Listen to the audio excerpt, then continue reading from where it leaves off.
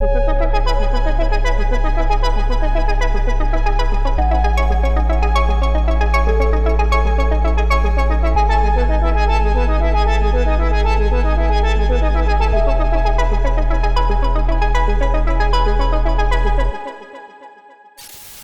guys, Julian here, and today I'm super excited to be showing you how to make organic synths in the style of Jon Hopkins and Lorn. It's been a little while since I made a video like this. So as usual, you can get the project file and samples and MIDI and presets from this video for free in the description, so make sure to check that out. If you're a patron on my Patreon, check there because they'll be available without the download gate.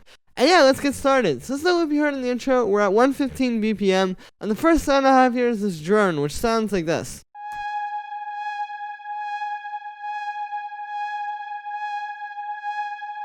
And so I made this sound using analog. It's playing this one note, just a G sharp that kind of like hangs over the chords. The bass being the chord progression because I have no chords in here. But yeah, you can hear what this does is, like I said, it just kind of plays through the whole track and it builds a bit of tension. Because you're hearing this one note and everything is changing around it. But this one note is staying the same. You can hear when I bring this back in. It just makes it a lot more tense, and it really helps to kind of provide some atmosphere. Like, it's not just about, like, sonic atmosphere, like the atmosphere that you hear, but it's almost like the atmosphere that's created just by, like, musically having something playing this one G sharp throughout the track while everything else is constantly changing, like I said.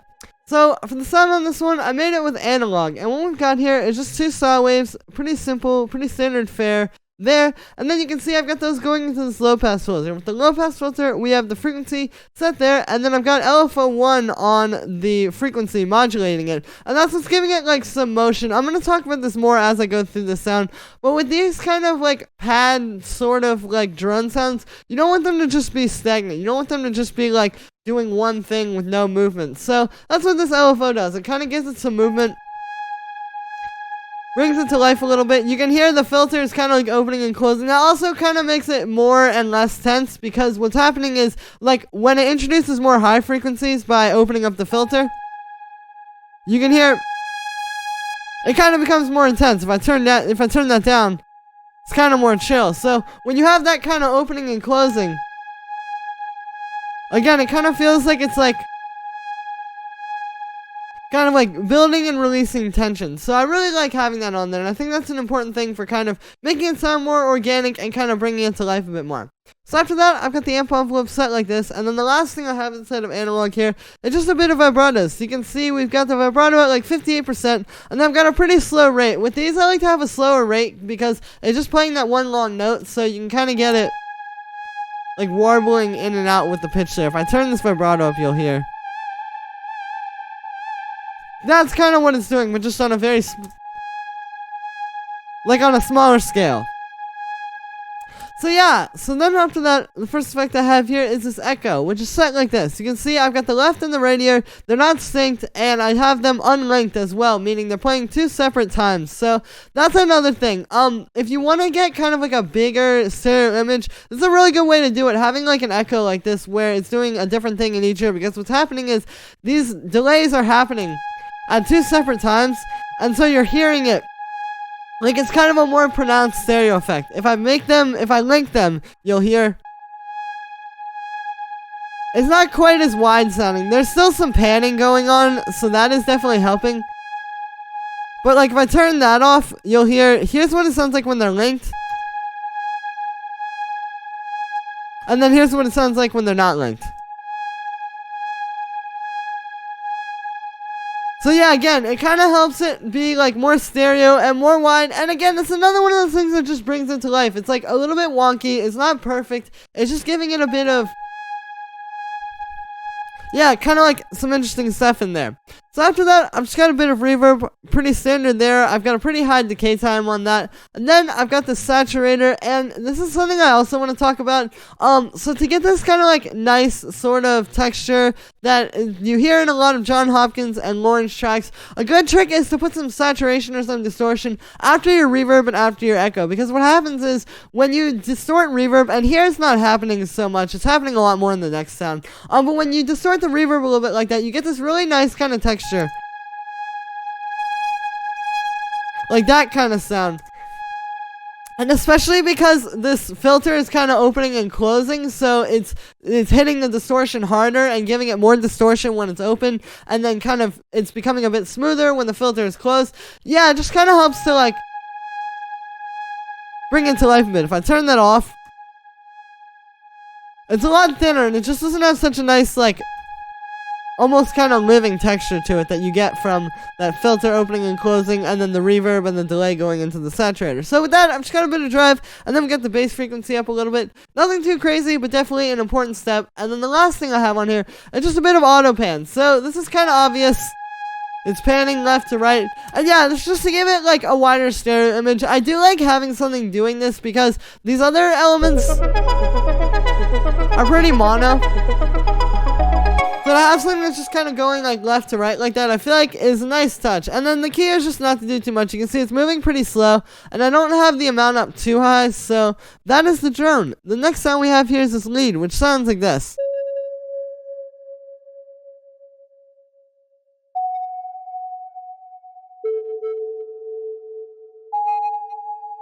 So this is kind of like an extra sort of like ear candy type of layer. It's just in there adding some more musical context. The main ideas of this, I would say, are like the drone, and then the arp, and then the bass, because the bass is playing the chord progression.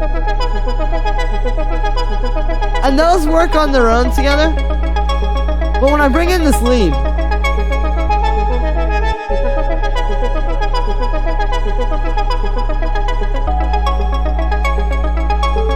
you can hear it's really enhancing it, and it's a very small sound. It's not taking up too much space in the mix, so I think it works pretty well. So the way that I made this one was using Arpeggiator, and what I've got here is just a simple sine wave, nothing really too crazy. You can see it's just got this envelope like this, so it's kind of like a short type of plucky sound. If I turn off the echo and the reverb, you'll hear that a bit more.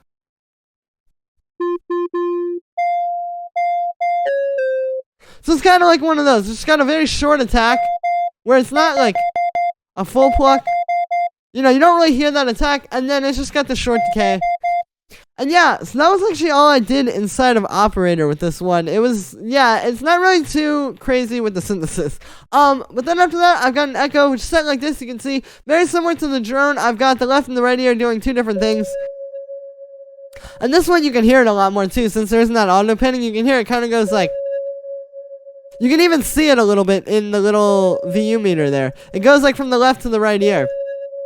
And so again, that's from having the left and the right ear not linked. And then with these, I've also got them on milliseconds, so yeah, it's kind of like a nice thing. If I link these, you'll hear not quite as wide. So then after that, I've got a bit of reverb. You can see I've actually got a pretty high decay time on that, and the dry wet is at like 41%. Since these notes are so sparse, like it just kind of plays and then rings out, there's room to have a lot of reverb on here, so that was why I did that. And then the last thing I've got on here is just a saturator. And so this is just like the saturator I was saying on the drone. I've got it after the reverb and the echo, so it's kind of giving it that like distorted reverb type of texture. You can hear it actually more pronounced with this one. You hear how the reverb is kind of like distorting? That's what I was going for. This is what Jon Hopkins does a lot. Lorn does this a ton as well, probably even more. And yeah, it just sounds really cool. And if I put that saturator before the echo and the reverb,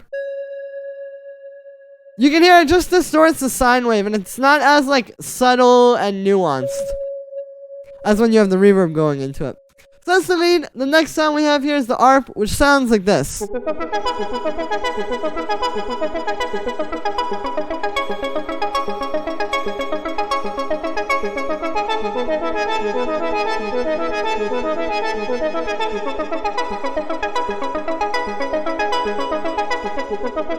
So the way that I made this sound, I'll show you the notes briefly. It's just playing this pretty simple arp in like G sharp minor.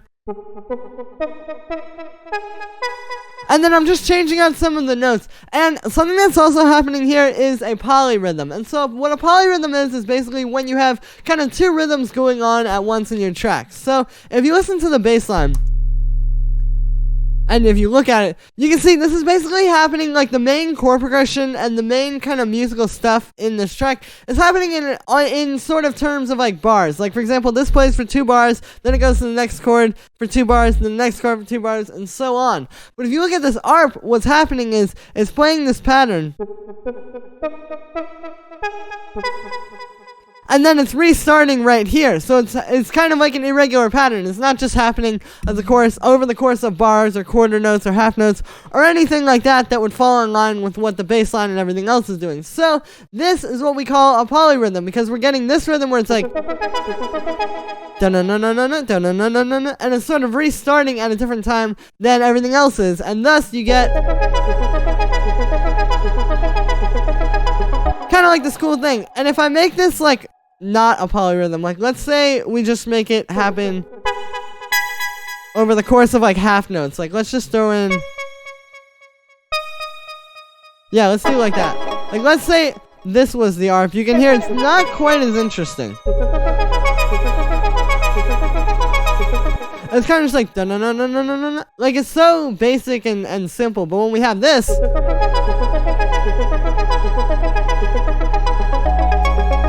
I feel like it makes the track kind of interesting. And then the only other thing with the notes on this one is you can see I'm just using the same arp and then kind of changing a few of the notes on each thing. It's like we added that top note, goes down to there, goes back to there, like just kind of stuff like that. You can see we also have like this note changes there, you know, just things like this I feel like help to kind of bring it to life. I like having it kind of do this, and this is what Jon Hopkins and Lorn do a lot as well. Like if you listen to the arp at the beginning of Emerald Rush by Jon Hopkins, for example, it's very similar to this, where it's kind of just like the same pattern, but it's changing a few of the notes each time the chords change. So for the sound on this one, I made it using analog. It's pretty simple. Basically, we just have a saw wave, and then I've got a square wave. On the square wave, you can see I've turned the pulse width up a little bit, and then I've got the LFO2 modulating that. So kind of similar to what I was doing with the filter on the drone. If you keep it moving, it helps to bring it to life more and make it a bit more interesting and not just so flat. I've also got the square wave up an octave, and yeah, then I've got those going into a low-pass filter, which is set like this. You can see I've got the frequency there, a little bit of resonance, and then I've got an envelope on there. And then the other thing that I'm doing here is you can see I'm modulating the attack and the decay time of the envelope. So these are the two modulation, or the two automations, I guess I should say. You can see, and here, that it's kind of like morphing over time. And so this is how you would do that. This is done a lot in Jon Hopkins and Lorn's music. Again, it's a really good way to like bring your synth sounds to life and make them less just kind of flat and simple. Like when you automate these things, it changes and it's like morphing, and again, it feels more alive than just like if you just had it playing the same thing the whole way through with no kind of automation. So this is a really good technique. A lot of times people do this, like if you're working with like an analog synth, you can just, you know, turn the knobs in real time pretty simply while your thing will be recording. But yeah, definitely a good technique. Another thing I have here is key tracking. And what key tracking is it's basically just saying that the higher the note you play, the more open the filter is going to be. So like, you can hear it's kind of like it's building up like that. That's what the key tracking is. If I turn that off, you can hear it's a little bit less tense. It feels more flat, but this makes it kind of more like that high note gets a lot more intense there. So then after that, I've got the amp envelope just set like this. I believe this is default actually, but it works really well for this kind of like plucky arp. And then after that, the last thing that I have inside of analog is just this vibrato. And so this, I've got it moving pretty fast, and then I just have it at like 48%. That's what it's doing. And then you can hear I've just dialed it back a little bit. So then the first effect I have on here is this phaser, which is set like this. You can see I got the dry wet at almost 50%. I got the frequency like that, and then I have no modulation. So I'm using this more to kind of shape the sound and give it more of like a interesting kind of different texture. You can hear it's very subtle, but it just kind of helps to use like a phaser or even like a flanger or something like this as like kind of a tonal shaping tool, as opposed to like like that kind of phaser sound that you're used to. So yeah, that's what's going on with that. After that, I've got this echo, which is set like this. You can see I've got it unsynced, and then the dry wet is pretty low. This is really helping with the texture, because it gives you those really quick delays that make it really interesting, actually. If I turn that off, yeah, you can hear when I bring it back in, it really helps to give it kind of like a cool texture. After that, I've got a bit of reverb. Pretty simple. I've got the size down on that, so it's kind of a shorter reverb. And then we have the saturator, again, after all of the effects, so it's kind of like giving it more crunch at the end of the chain. And then finally, I just have this EQ8, and with the EQ8, I'm just cutting out around like 200, like 100 to 300 hertz, I'll say. Just like the boxy frequencies. As you can hear, it's a bit heavy in those. So I just cut that out to focus on the high end. And that is the ARP. So the last sound we have here is the bass, which sounds like this. And this is a pretty simple bass. I was just trying to get like a really powerful, nice bass that kind of like holds down the low end. Like this on its own doesn't really feel that like full. But when we add this bass, it kind of rounds everything out. And so I was trying to get, like I said, like that kind of warm, big, powerful Lorn and Jon Hopkins bass sound, and I think I nailed it. So the way I did this was just using a triangle wave and then just putting it into some saturation. It's really simple. It's not that difficult to nail it. I believe that's why I did. But yeah, just doing that kind of takes this like very harmonically rich triangle wave that's already very powerful, and then just kind of like adds a little bit more power to it, without doing too much. Like, you wouldn't want to use like some compression or limiting or anything like that in here, but the saturation is a really good way to just add a bit more warmth to it and kind of give it a bit more power. And then the only effect I have on there is just this EQ8 cutting out some kind of boxy stuff around like 300 hertz. Just kind of didn't sound that good to me. And then for the notes on this one, it's just playing, I guess, the chord progression.